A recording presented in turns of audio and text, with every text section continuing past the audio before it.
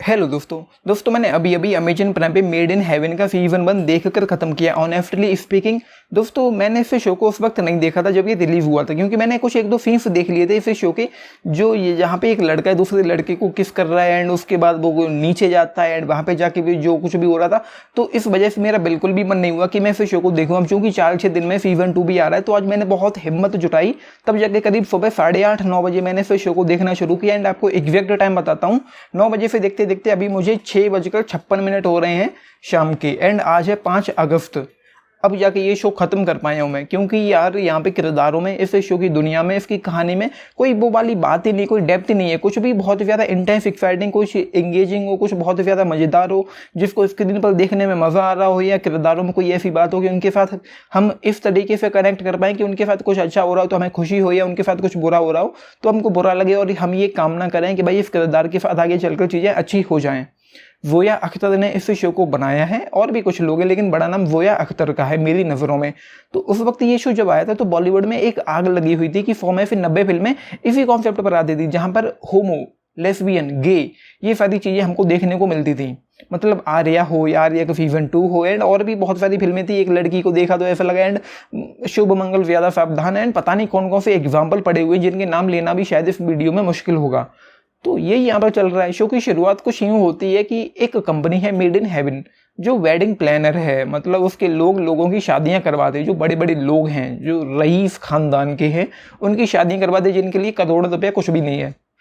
तो करोड़ों में शादियाँ होती हैं, इन लोगों को एक कट मिल जाता है उसमें से, तो शादियाँ करवाते हैं। एंड कभी अगर मैं डिटेल में जाने की कोशिश करूँ तो शायद ये वीडियो बहुत लंबा हो जाएगा। मतलब 1-2 एपिसोड की बात करता हूँ मैं। फर्स्ट एपिसोड में उन लोगों को, लड़के वालों को ये डाउट है या कुछ भी है कि उनको अपनी उनकी होने वाली बहू का पता लगाना है कि ये कुंवारी है, वर्जिन है या नहीं है, या उसका कुछ अफेयर था, या उसके बारे में उसकी ज़िंदगी में क्या क्या था। तो उन लोगों को पता चल जाता है कि उसका कभी हुआ था, बेबी होने वाला था, फिर वो अबॉर्ट कर दिया गया, एंड वो सारी चीज़ें।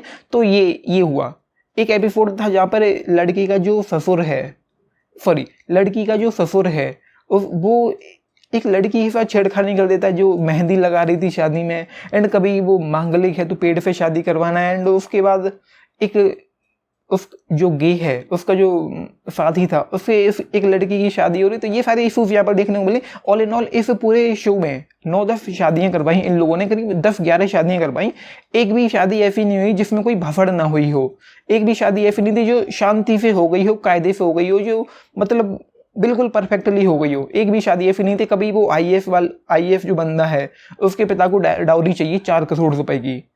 बारात बाहर खड़ी है, बारात घर में तब तक नहीं घुसेगी जब तक उनको 4 करोड़ की डाउरी नहीं मिल जाती। एक पागल दुल्हन है जिसको वीडियो बनानी है, मतलब नाच गाना करवाना है, बिल्कुल कायदे से एक म्यूजिक वीडियो बनानी है, वो शूट करवानी है, उसके बाद वो शादी करेगी। ये सब चल रहा था यहाँ पर। एंड उसके अलावा ये जो किरदार हैं, इन लोगों की ज़िंदगी में कुछ अप्स एंड डाउन से चल रहे हैं, जिस पर ये शो फोकस्ड करता है। जैसे कि उनकी जो कंपनी है मेड इन हेवन, उसके ऊपर कुछ कर्जा है वगैरह वगैरह। एंड वो जो लड़का है करण, यहाँ पर उसका अफेयर चल रहा है किसी लड़के के साथ, वो गे है। एंड इस कंपनी में और भी लोग हैं। तो मतलब शोभिता धूलीपाला है, आदिल खन्ना यानी कि शोभिता धूलीपाला, और जिम सर्व, इन दोनों की शादी है जो कुछ अच्छी नहीं चल रही। उनकी फैमिली चाहती कि ये लोग एक बेबी कर लें, बेबी प्लान करें, उनको फिर उसका अफेयर हो जाता है, उसको पता चल जाता है, फिर उन दोनों की शादी में कुछ खटास आ जाती है। एंड जो करण है, अर्जुन माथुर नाम है उस एक्टर का, वो गे है, पता चला।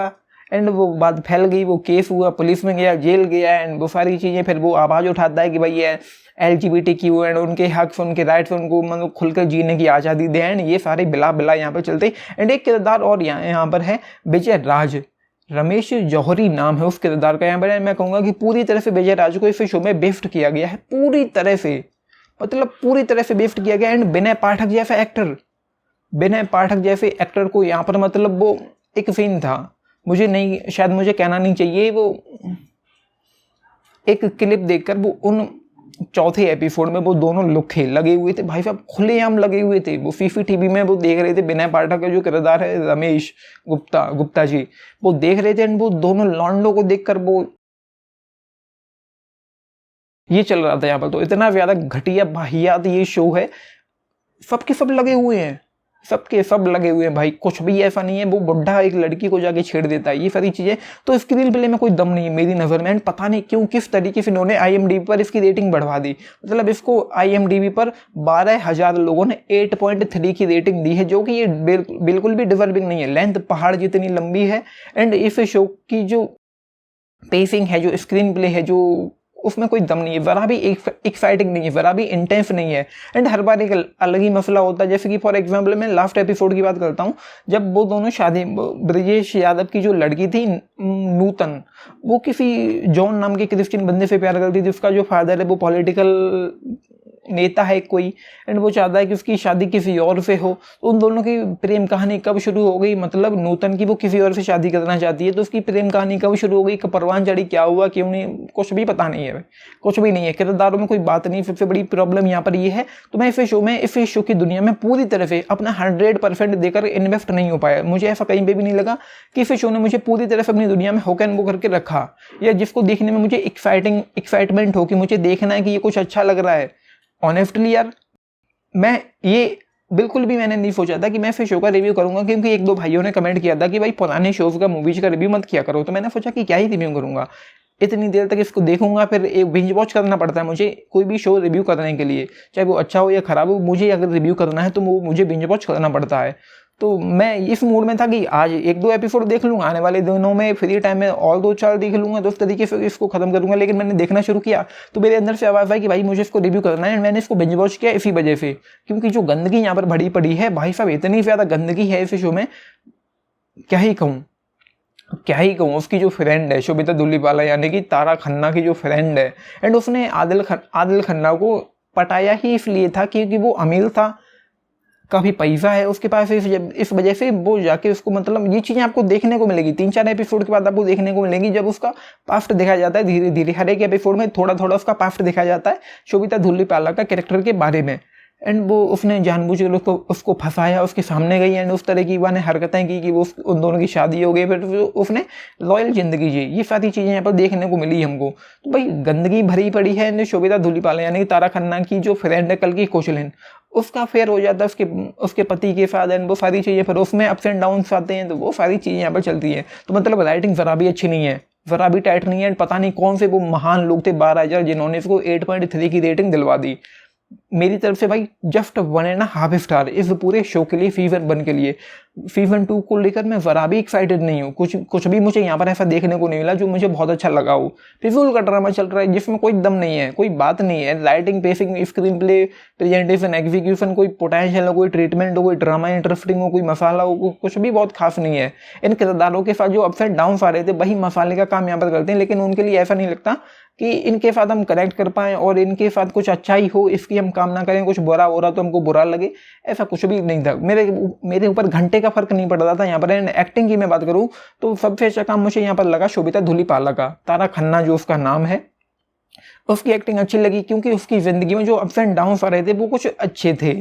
उसके अलावा जिम सर्व अच्छे एक्टर हैं, उनका भी काम बहुत अच्छा है, तो उन्होंने भी अपना अच्छा दिया। लेकिन कल्कि कौशलन है, उसने भी अपना अच्छा दिया है। लेकिन मतलब क्यों ही दिया है, क्या ही था, मतलब ठीक ही था जो भी था। मतलब कुछ भी उस हिसाब से कुछ अच्छा नहीं दिया कि उसको देखकर हम कह पाएँ कि भाई ग्रेट एक्टिंग की है। यहाँ पर उन्होंने अपना अच्छा दिया, उनके किरदारों में जो अप्स एंड डाउन्स आ रहे हैं वो ठीक था, लेकिन क्यों ही था जो भी था।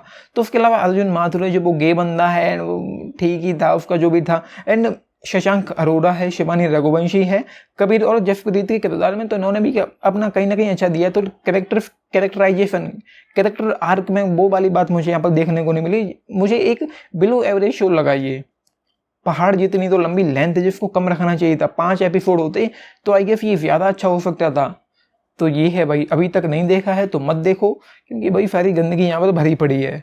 तो अपने टेक्स्ट लिख के बताने फिर शो को लेकर। एंड सीजन 2 के लिए मैं ज़रा भी एक्साइटेड नहीं हूँ। मन होगा तो देखूंगा, नहीं मन होगा तो छोड़ दूंगा, द विचर के सीजन 3 की तरह ही। बाकी अपने टेक्स्ट लिख के बताना। एंड आपने देखा है तो जरूर बताना कि आप लोगों को ये शो कैसा लगा। And this is Nitish, thank you. And please like share subscribe करना चैनल को, वीडियो को। Thank you.